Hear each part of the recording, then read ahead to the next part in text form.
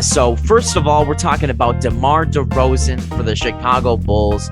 He is a potential MVP this year. He's averaging 28 points per game, 5 rebounds, and 5 assists on 52% shooting and 35% from 3, 60% true shooting. I mean, absolutely came out of nowhere in a lot of people's eyes for this level of performance. I mean, there are articles out there where people were saying this was the worst signing of the offseason. And boy, were they wrong. Yeah, that was it. Honestly, I was thinking that this is probably one of the most interesting or best natural storylines in the NBA. You know, a lot of these are pushed narratives. Like this player just doesn't like this player. It could be true, could not be. I mean, it's all these push narratives like Harden, Kyrie. You know, they have all these storylines going on. But honestly, DeMar, like they said, his career was over when he was with the Spurs. I mean, honestly, the criticism started when he was with the Raptors after they blew that lead. I mean, that 4-0, they had the best record in the East, and then they got swept by LeBron, pushed out like that. They're like, I don't know. He's obviously not that guy, is what they were saying. Got sent to he was deemed Spurs. Not as a winning player at that point. Right, yeah. And when he went to the Spurs, they didn't do anything. Like that was it, and everyone blamed DeMar. And now we're looking at it like you build a nice team around DeMar, and he's going to be an MVP type player. I mean, the Bulls, even though they have such success, and it's still the DeMar we know. Granted, he's shooting 36% from 3, which is a lot. This is really good if you just look at it, but the volume is really low. And the Bulls are 25th in 3-pointers made, so they're still not a good shooting team. But then they're the 5th best offense in a league that has moved mainly towards 3-point shooting. And I think that's the DeMar effect. Like you can be effective if you can do it effectively, you're still fine. You're still great. Yeah. He's playing amazing in the mid-range, and other guys are having success in their spots as well. I mean, Zach LaVine's a great mid-range shooter. Nikola Vucevic is a good post scorer. Like they have guys who can fill the roles really well, and DeMar DeRozan is really leading them and bringing them all together as like the veteran force on this team. And he's a solid defender at this point, and he's, I think, just elevated Zach LaVine to another level as well. But like it is crazy to see the level of success he's having in the mid-range in such a 3-point driven league. But this is a team that might end up with the first seed in the East. So you can't argue with it, man. The results matter. Oh, yeah. And shout out, Billy Donovan has done such a great job with this team. I mean, everyone was worried about their defense. Their defense is not good. I mean, it's not the best. I think it was 16, 19, somewhere around that range. But they're still able to play comparable basketball. I mean, they have the 5th best offense in the league for that reason. So they're really pushing it. They're a super dangerous team. They have 3 levels. You said it, post scoring. They got athletes. They got shooting all around, even though they might be 25th in 3-pointers made. I think that Zach LaVine has missed a lot of time, and so has Lonzo, and those are their main shooters. And, of course, Vucevic is having a down year for shooting. But so in a lot of ways, DeRozan's had to step up. I mean, you know, a lot of this Bulls success can be attributed back to him. February, he just ended the month scoring 36 points per game and 6 rebounds on 58% shooting and 38% from 3. Like this guy is ready for the long stretch. And I think in the playoffs, we're going to see maybe even another level. This has been really fun.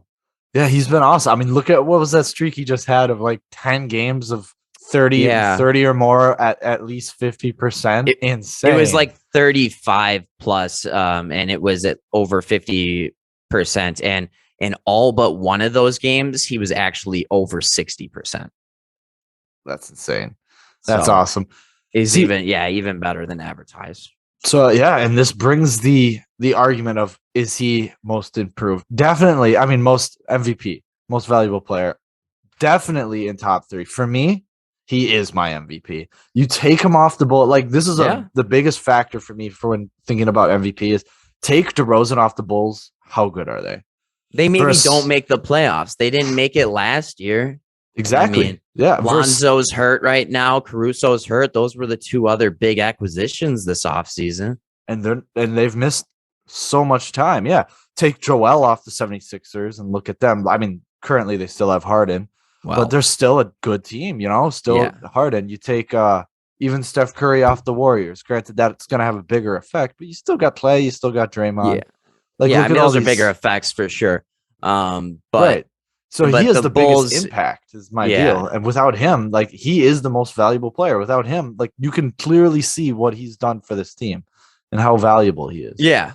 Yeah. I would say, the one other person that has like a similar argument is Jokic because of the guys that have been out on his team.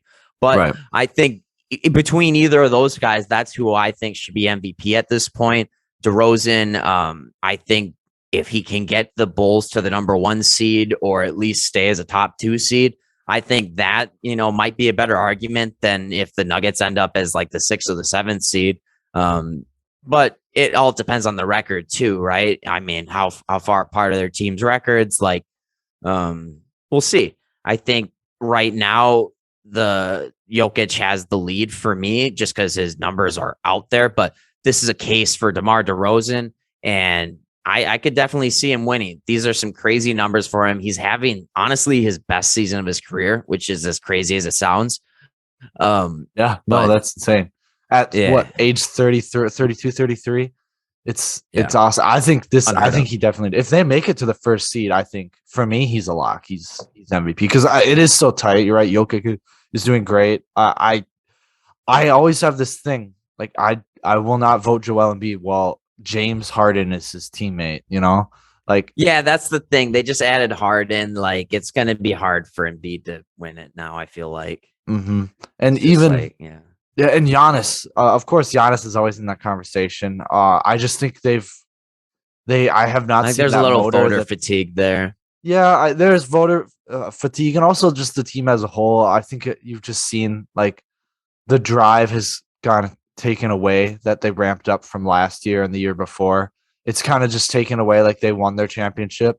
I don't think they're going to make it, although I love them to. I just haven't seen the excitement out of them. Well, just because they're coasting in the regular season doesn't mean they're not going to, succeed in the postseason. But in terms of Giannis potentially winning MVP, he's still balling, having an amazing season. So, I'm just saying, like, all that argument. The regular season is all for, like, driving that momentum. And if I just haven't gained that momentum with the Bucks, and if you want to coast through the regular season, you lose that momentum. That's just part of it, which no argument there. I mean, like, Giannis is always great, always an MVP candidate for me. But for this year, DeMar, what he's done for those Bulls, that's it for me.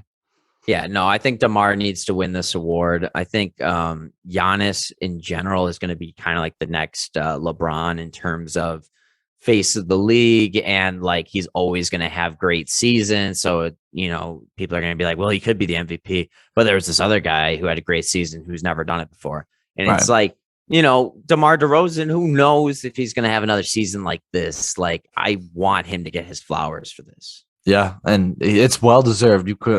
You can make an argument that he's not a good 3-point shooter and his defense is all right. Yeah. But still, he's done.